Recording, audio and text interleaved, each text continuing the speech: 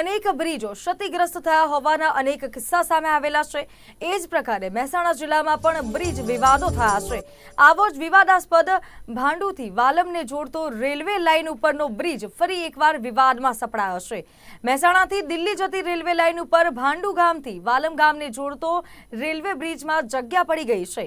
ભાંડુ ગામના આ ઓવરબ્રિજમાં જ્યાં માટી કામ કરવામાં આવ્યું છે એ બે સ્થળે સાંધા ઉપર નીચે થઈ ગયા હોવાની વાહનો પટકાઈ રહ્યા છે। એમાં પણ વાલમ બાજુ આવતા અને ભાંડુ ગામ તરફ ઉતરતા વાહનો બે સીધા વચ્ચે પડેલા ખાડાથી બચવા રોંગ સાઈડમાં વાહન હંકારતા નજરે પડે છે।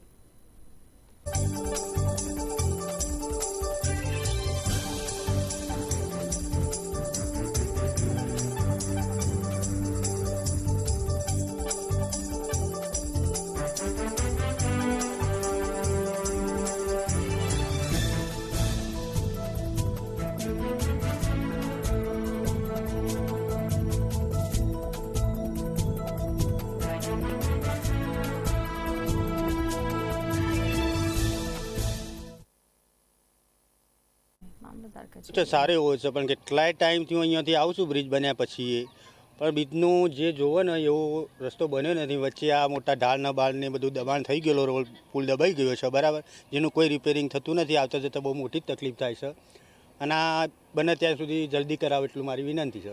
અહીંયા હું આ રોડ ઉપર દિલ્હી વાલમથી ભાંડુ આવું છું તો આવતા જતા રોડ ઉપર ખુબર છે, વચ્ચે તૂટી ગયેલો છે, પટકાય છે બહુ બરાબર, અને કેડોમાં પણ તકલીફ થાય છે અને રિપેરિંગ વ્યવસ્થિત લેવલ કરવા માટે વિનંતી।